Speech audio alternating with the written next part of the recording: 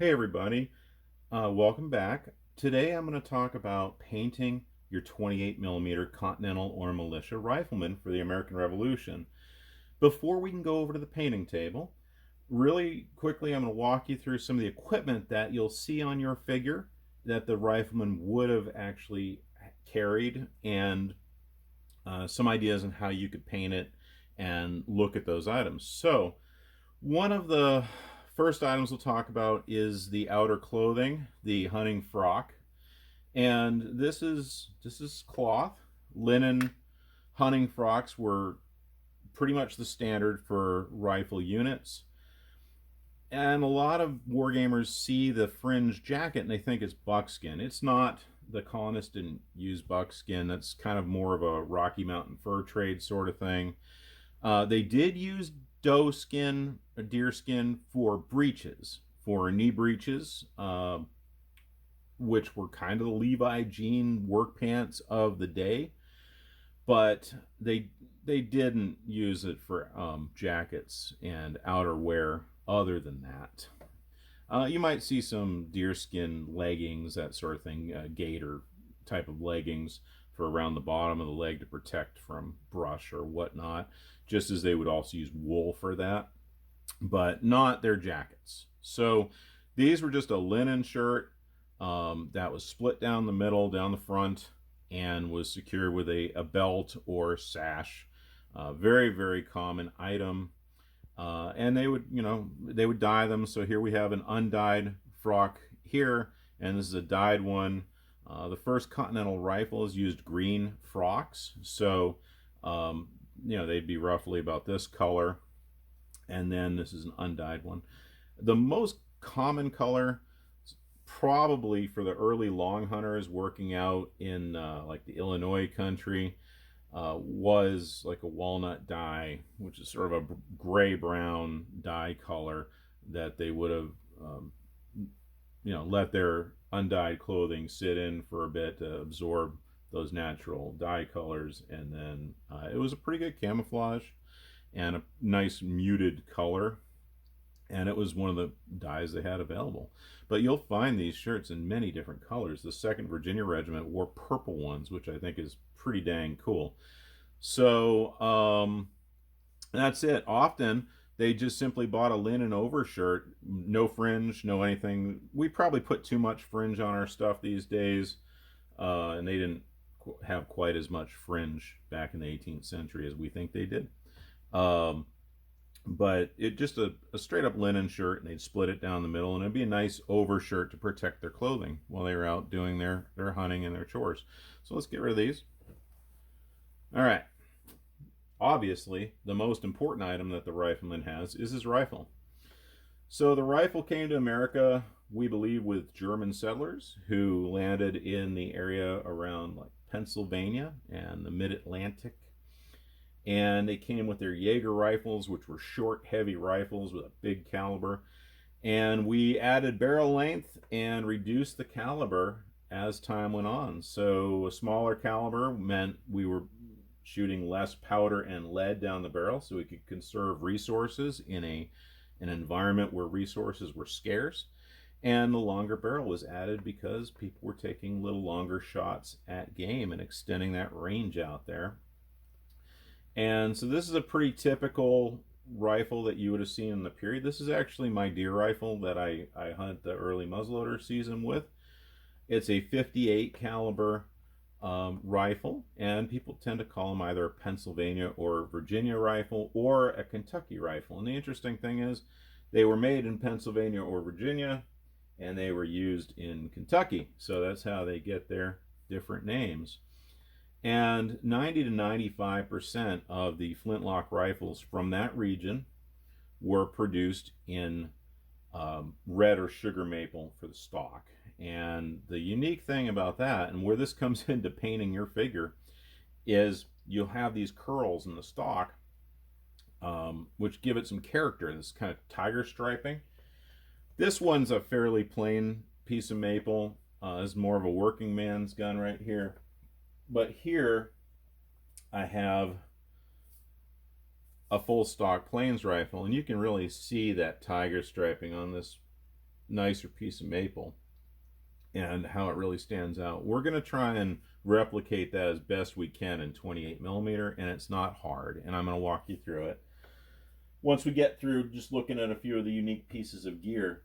Now, a lot of people would say, well, what about walnut stocks? They were very common for the imported fowlers that you see with the militia along the coast and with the natives and, you know, the New Englanders and you know, military troops. So here you have a walnut stock. You won't see this on the hunter's rifle. But, you know, there's nothing wrong with painting your stocks brown if that's what you want to do. It's just more of a walnut kind of look. So this Ferguson rifle, it's a nice piece of walnut, but it is indeed walnut, and it's just very plain in comparison. But we're going to go a little fancier today in our painting. So, now one other thing. This is very much a mid-Atlantic an Appalachian type weapon. This is not a northern New England, New York type of weapon. These are very specific to a certain area, and a rifle like this would have cost a professional hunter about a year's worth of wages. So very much a specialist weapon back in the day. They were not ever present on every battlefield. A lot of myths surrounding that. The final important item that we need to talk about is the rifleman's powder horn. I've seen figures where people put, you know, brass on either end of the horn because they didn't really know what they were looking at, or they painted these metallic or black. Black horns do exist. They're bison horns, and those would also be more related to the Rocky Mountain trade and the plainsmen, people who were shooting bison and using those horns. So they have black horns, and they're a really nice thick horn. They're ribbed on the inside, really tough to turn a powder horn out of, but they make a really nice horn.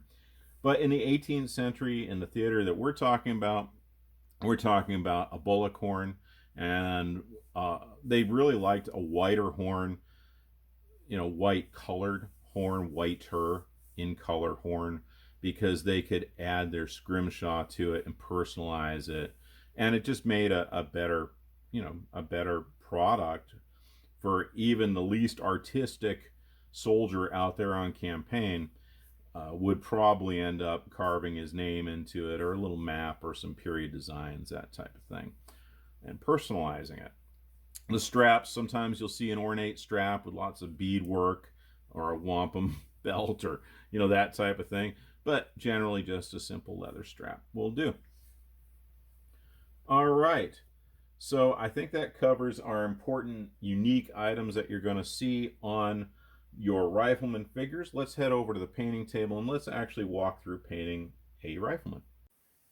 All right, we're here at the painting table, and we have our periplastic rifleman figure. And I'm going to do this gentleman as one of the members of the 1st Continental Rifle Battalion. So I'm going to do him in a green frock, and I'm going to give him some of those doeskin breeches I was talking about earlier, and he's going to have some nice half gaiters, and just be a very simple figure, but we're going to do that curly maple stock for you too. So let's walk through this.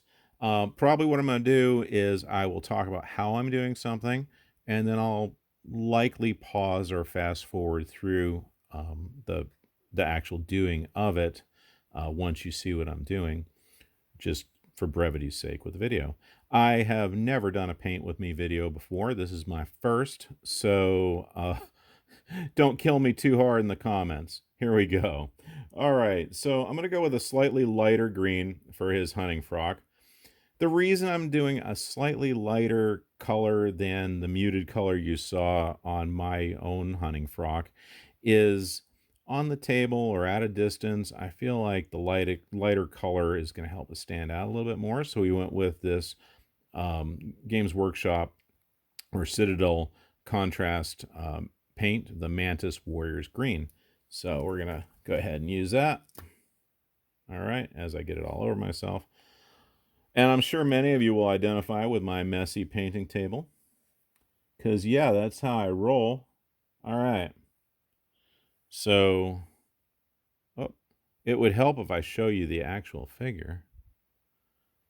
I tell you, I'm not a natural at this. I'm going to need more light. All right. Does that help? Okay. So, I'm just going to try and avoid the belts as best I can. And I'm going to fill in with that contrast paint color, avoiding those belts. Because I have definitely adopted the contrast paint for using it on hunting frogs. So I like the way that it fills in where the fringe is. You get that natural depression on the figure, and the contrast paints just fill it beautifully. I primed this figure first in black with my airbrush, and then in gray and white over that lightly. So I really hit it hard with the black, and then that I did from the bottom and all around. And then I hit it with the lighter colors, gray and white, from above at like a 45-degree angle so that I could have the impression of shadow on my figure. I don't remember who I was watching. It was one of the YouTube community, and I'm afraid I apologize that I don't remember who you were. But that was a tip that they put out, and I thought it was a very good tip. All right, so I am just going to pause this or fast forward when you're watching the video, and I'm going to finish it from a more natural painting position than trying to show you my fingers and my brush. And then I'll show you what I'm left with by trying to avoid those belts and canteens and that sort of thing. So here we are. We've avoided the belts, and as I was painting this, I realized a few things. This periplastic doesn't actually have a hunting horn or powder horn on him, and it appears to be a cartridge box, not a hunting bag. I am going to paint it as a bag.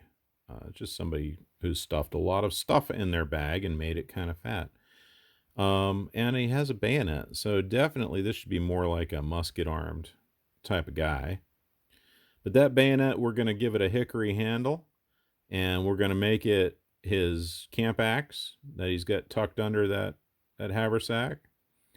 So we're going to make that look like wood, and we're probably going to make that cartridge box look a little more like a hunting pouch.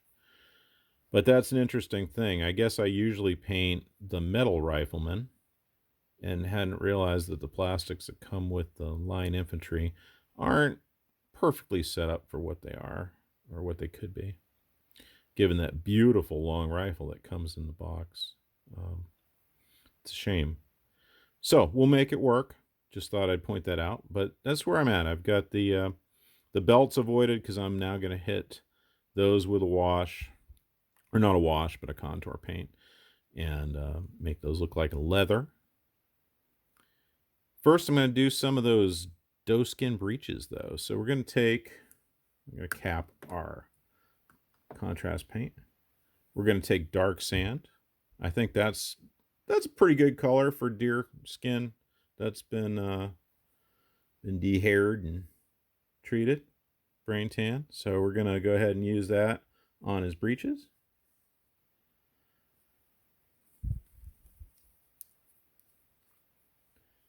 And yeah, you can be horrified at my painting system. I've been doing this for like 30 years, and it is what it is. I can't change. It's like, can't change who I am. So I'm not going to be all that super neat with this. I mean, I'm not going to hit the hunting frock if I can avoid it. But when it comes to his stockings, I can go back over those. And I'm going to show you a little trick I use on those too. All right. So we're going to get those breeches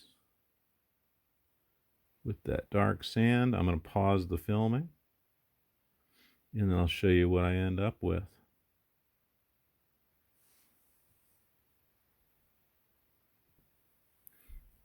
All right. So we've got our deerskin breeches. They're not done. Don't worry. This is not the finished product that you're going to end up with. I have a system and I just kind of run through my system the way I do it. So next, I'm going to lighten up a couple things with some white paint so our contrast paint really takes to that rifle. Okay. So I'm just going to dry brush a little white on top of it. I don't feel like I airbrushed quite enough white, but I didn't want to ruin the shadow effect underneath, so it's all right. We'll kind of remedy that right now. So I'm just gonna lighten that rifle up a little bit. I'm gonna make sure I don't get it on my breeches or my frock. But I want my colors to stand out when I do this rifle. Because without this rifle, it's not a rifleman. And we want that rifle to look good. That's the whole reason you're watching.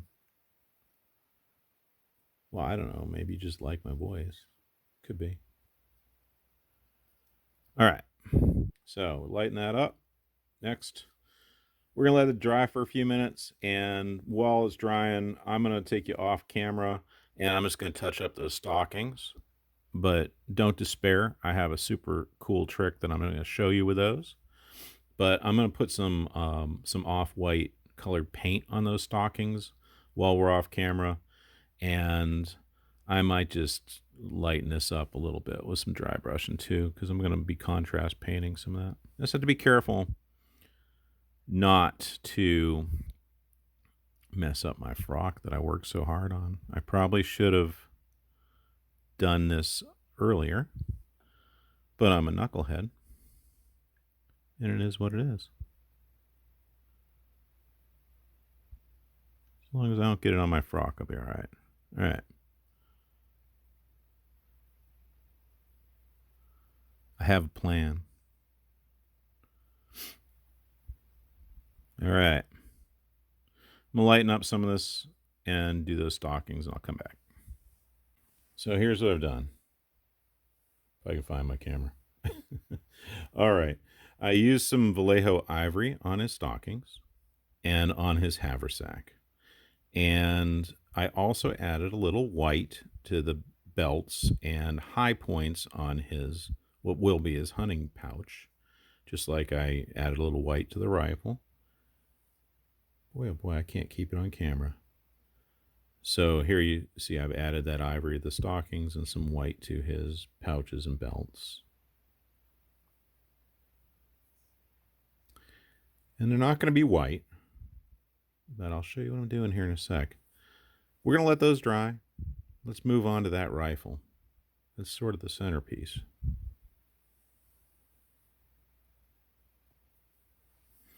Now for this rifle, I'm using two paint colors. Contour paints. I'm using the Citadel Kygor Brown and Gore Grunta Fur. I don't know where they get these names. I am just a hick, and I don't even know what those are. But I like them. So, all right, check this out. We're going to start with our Kygor Brown.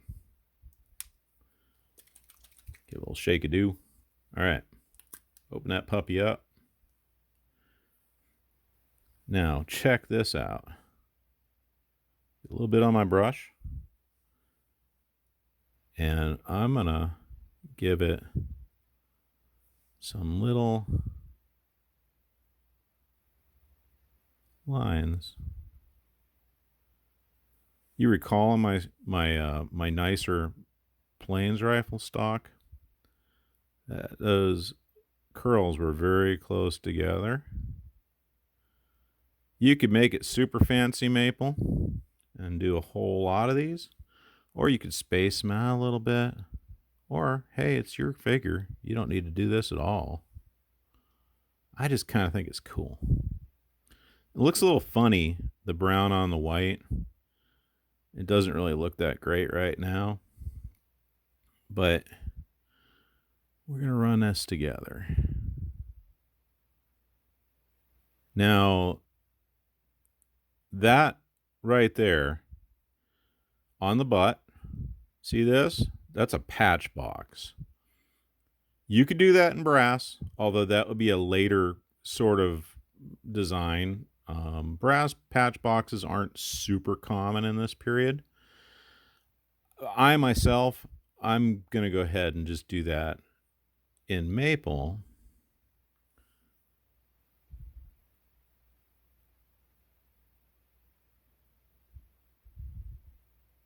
But I may not line the curls up perfectly on that piece because it is a different piece of wood. So I might add a little differentiation there so that you can, it probably won't matter on the actual figure, but I'm making it a little bit different piece of wood. All right. So I'm going to do this on the other side of the rifle as well. And then we're going to come back and we're going to coat the whole rifle with the fur color. So hold on. Let me finish up the other side and I'll come back and we'll do the fur together. All right. So I move my light around. You see I've done it on the inside as well. All right. It only took me a few seconds. Now we got our Gore Grunta fur. I don't know what a Gore Grunta is, but apparently it has fur. And we're just going to mute all of that together by adding that over the top. And you'll see, if you think back to that plains rifle I showed you, has a very similar look. Isn't that kind of cool? So you've added those curly maple curls to your miniature. And I suppose, you know, this is 5 minutes worth of work that you don't have to do. But if you're kind of anal retentive like I am, then you might enjoy doing it. All right.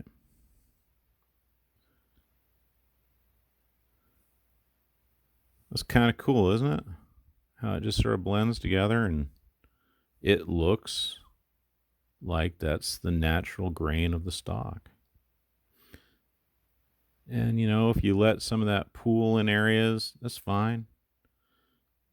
Wood is all unique. Every stock is different. Just like every piece of furniture that's real wood is different, right? All right.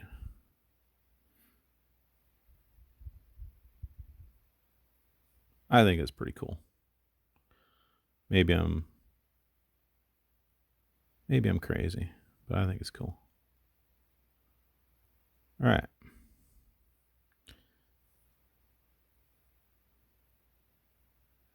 Now, we're going to move on to some gear.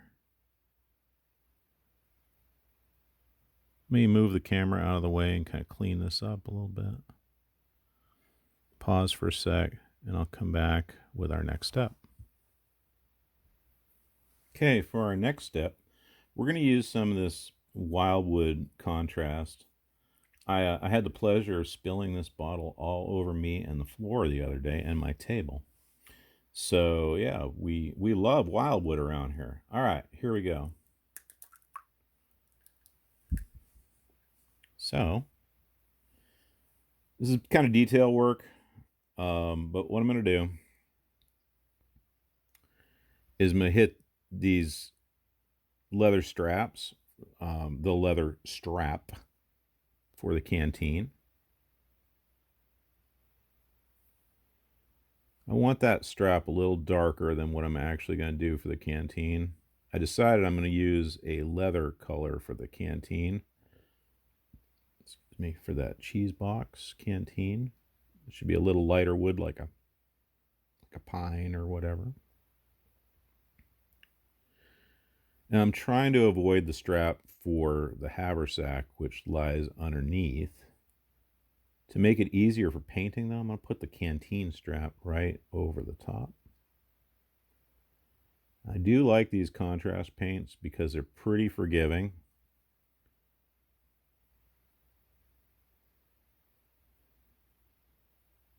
They add depth.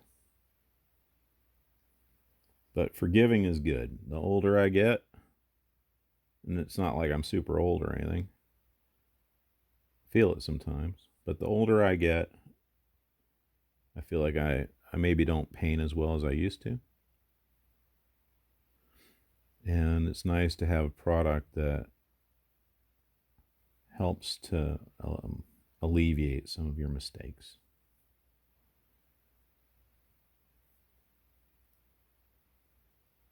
This is a very quick paint job. If I weren't filming, I bet I'd be close to done.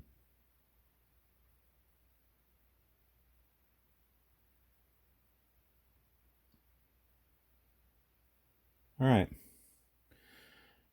And I'm going to do the hunting pouch the same way. I'm going to turn the camera off for a moment. But you'll see. I mean, I'm not doing anything differently. I'm just covering that hunting pouch. Anything that's leather, I'm going to hit with this. All right, I'm going to turn this off for a sec so you don't need to endure my chatter, and then I'm going to come back. All right, so while you were gone, apparently I did a cruddy job there. Let me touch it up. I went over the leather parts with that wildwood color. I think it makes a pretty nice color for hunting pouches and leather belts and that type of thing. So I did that. I left that haversack strap showing to the best extent I could. I'm not done with that. And I will wash that with sepia. And if I had a powder horn in this figure, I would wash that with sepia or light tone army painter as well. But I don't, Perry's. Just saying. But yeah, that's where we're at right now. I'm going to make this guy a ginger real quick. So a lot of those mountain folks who moved from Pennsylvania down into the areas which would become Tennessee or Kentucky and, you know, the western parts of Virginia and South Carolina, North Carolina, they were Ulster folks, a mix of Scots and Irish and Welsh. And I feel like it's accurate to have a ginger in the ranks. So I'm using that fur color that I can't pronounce because it has a nice reddish tint. And I'm going to make this guy a ginger. So you have to have a few of those in your army. So there we go. I do the hair before I do the flesh. I just find it easier because the contrast paint kind of shows me where to paint the flesh color. This is how I prefer it. But hey, we've already discussed how I roll, so there you go. All right, so we got ginger for the 1st Continental Regiment there. Boom. Now, I am probably going to go ahead and take black paint. And I'm going to do his half gaiters in black. And I'm going to do the lock and barrel and trigger guard and butt plate in black as well. Maybe that's a little excess. Maybe some of you all don't enjoy doing that on your firearms for your figures. I just find it makes the metallics pop better. I'm also going to do the guides for the ramrod as well because they're going to be brass. They could also be steel, you know, iron mounted or brass mounted. Doesn't really matter. I'm going brass. And then on the lock and barrel, obviously, I'm going steel. All right, so let's get our black paint. I use a crazy mix of paints. because I just go with whatever I find. I do like the AK paints a lot, but these Warlord Games paints are excellent as well. And I love my Vallejo. So I'm an equal opportunity painter. All right, let's get a little black paint on that brush. And we're going to start. It's really tough to do on camera, so I'm probably going to pause it early. But we're going to hit that trigger guard. Bada boom. And then I'm going to go over that with brass, and then we're going to hit that lock. And then the tough part, which I definitely cannot do while filming, because I'm just not that skilled, is going to be down this barrel. So I'm going to pause it, and I'm going to put a little cap near the muzzle there, a little nose cap that protects the stock at the end. And we're going to do those guides. So you got an entry. You know, that ramrod follows some pipes all the way down. So we're going to put a little dot of black paint periodically on that ramrod area. And I'm going to go over those in brass. But I cannot do the barrel on camera because I'm just not that good. So let me do that and I'll come back. And I'm also going to do the half gators. Obviously, you guys know how to paint those. So I'm going to do those in black as well as the shoes. They may use moccasins. They may use buckle shoes. Either is perfectly appropriate. So I shall be back. So while we were off camera, I painted the half gators, shoes, black parts of the rifle, and the hat. I didn't mention the hat previously, but that's also black because that's the most common color of hat in the period. So you can see where the butt plate and lock and trigger guard and all that, it's been blackened. And I'm going to go over those in metallics in a little bit. I've got a couple of steps to do first. I'm going to do the flesh next. And then we're going to do a ton of washing. By that time, the black areas should be dry. So I'm going to hit those flesh areas with some barbarian flesh. You got to love the name of that. Again, equal opportunity painting, all different brands. And I'm going to go off camera for the majority of this.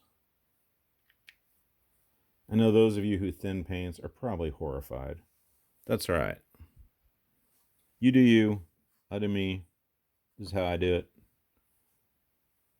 It's just the way I always have done it. So I very carefully do the flesh and try and avoid painting over his smock and onto the rifle. This is what happens when I handle wet paint. I don't have to go over that too. All right, I better go off camera while I do this, because I'm just making a mess of things while I try and combine actions here. All right, see you in a sec. Okay, so while I was off camera, I painted the flesh. And the next step I'm going to do is take some of this snakebite leather, and I'm going to hit that canteen up because I feel like that's a pretty good color for natural wood. I'm also going to hit what I believe is a bayonet there with this color because I want that to look like a hatchet handle. So a nice natural wood color, something that, you know, wasn't meticulously finished because it's a working tool. I'm just going to have as that snakebite leather color. And I can do that. Just start it here with you. But I think you kind of figure out how the process works by now. So I'm probably going to go off camera for most of it.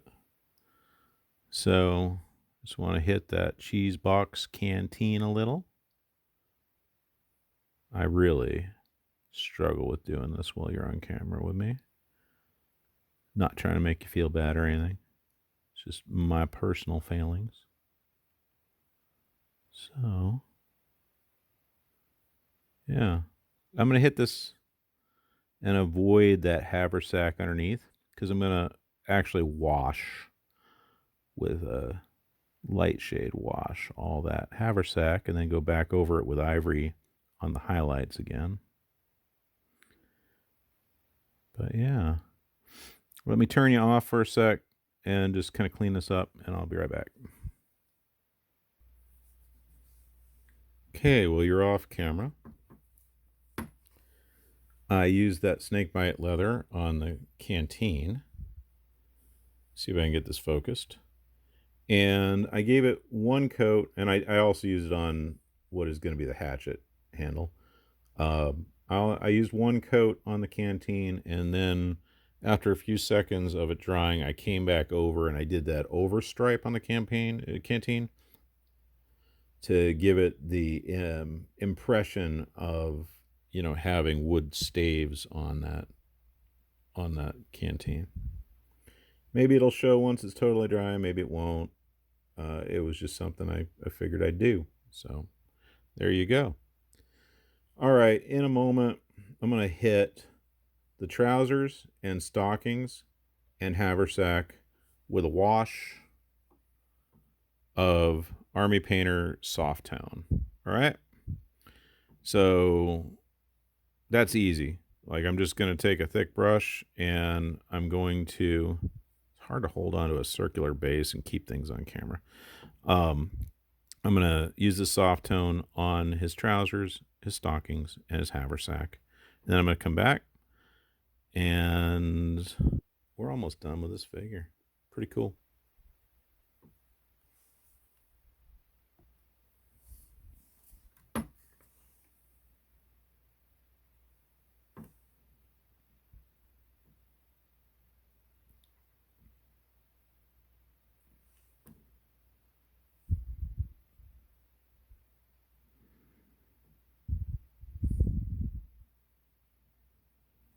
Okay, so that blends some of these colors together, and you don't see the stockings as much anymore. But when those stockings dry from this wash, I'm going to go back over with the ivory and rib them, give a sort of downward rib to them, just because I like that look. You don't have to. You just go over with the ivory and kind of whiten it up, or gray or red or whatever color you want the stockings to be. They came in all different colors, but I'm going to do off-white in this case. So we're going to let that dry, and then I'm going to go back over that haversack with an off-white ivory sort of color so it looks natural again, and then those stockings, I'm going to rib them. In the meantime, I am going to get some German gray, not Luftwaffe, but German gray, and I'm going to dry brush his hat and his half gaiters and shoes and give a little relief to those.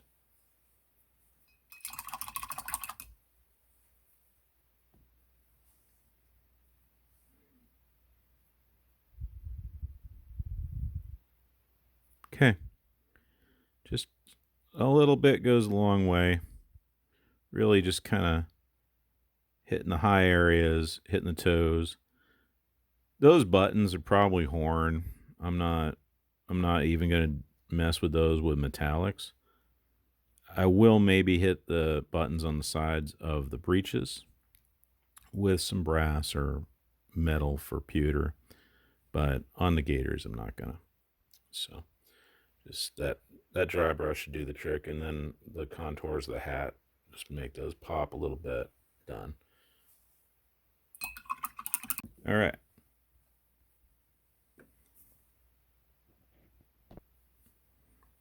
While we're waiting on the sepia or soft tone wash to dry on some of his other areas, we're going to use some Agrax Earthshade, everybody's favorite. And I'm just going to hit the flesh with that. Really easy. Boom. Just kind of go over the fleshy areas. I'm going to move that around. It's maybe a little thick.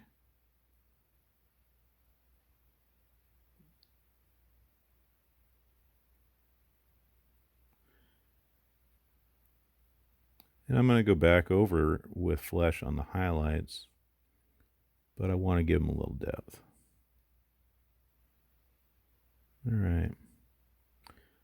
So I'm going to pause the camera and make sure I do a good job with this.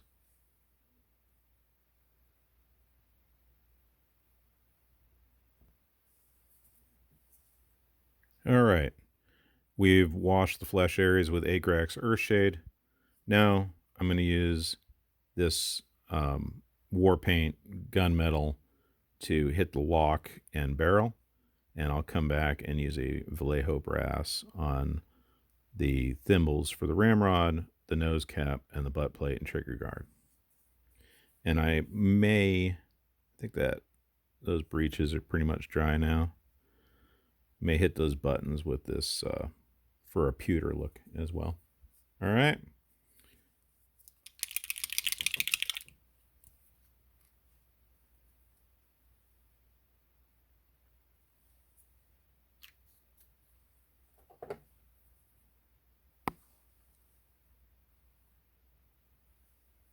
So here we go. So you have a frizzen. Let's see if I can get this angled a little better. The frizzen is in front of the hammer. The hammer has the flint on it, and the frizzen is the piece that the flint strikes, and it flips forward to ignite the powder in the pan. So just kind of hit those highlights. And I'm probably going to need to put the camera down here, but I'm going to hit that barrel.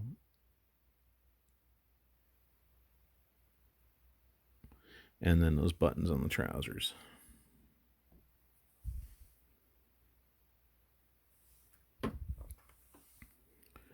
Okay, we're just wrapping up our rifle here. While we were off camera, I took the liberty of getting that Vallejo brass out and hitting the butt plate and ramrod thimbles and nose cap. So there we are. That's the final touch there with that trigger guard. Looks pretty good. I just feel like having blackened underneath those metal parts just sort of makes those metallics pop more, but you don't need to do it. So next step we're going to get some of that ivory paint, and we're going to rib those stockings and go back over the haversack. And we're going to take our barbarian flesh and hit the highlights on the hands and the face. And then I think our little dude is about done and ready for battle. Okay, so I've hit the haversack with the highlights of the haversack, not the whole thing, sort of giving the impression of it being a sack. And now I am hitting these stockings. I did the other leg already. And I'm just ribbing those stockings a little bit, just to add a little interest item there. You know, people probably don't notice it, but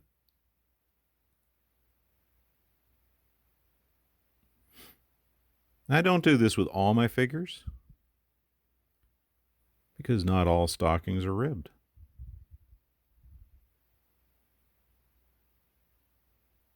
But I'm doing it on this one. All right. So there you have it. We've ribbed his stockings. We've highlighted the haversack.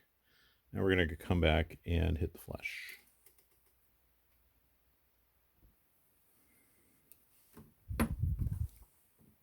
All right. So I've hit our barbarian flesh again, hit the cheeks, the nose, the lips, the chin, and the knuckles and backs of the hands. Avoid the temptation to paint a beard on these guys. In the 1770s, that would have been considered to be very naughty and unhygienic for our Anglo forces. very, very unpopular thing to do in North America at that time. So Washington's army had to shave every 3 days. So there you have it, one clean-shaven Continental Rifleman. And he's ready for the table. Last thing I'm personally going to do is I'm going to add a little stripe of white around the collar just for his shirt, because he would have a shirt underneath and he'd have it tied up with some kind of cravat or tie around his collar. So I'm going to do that real quick.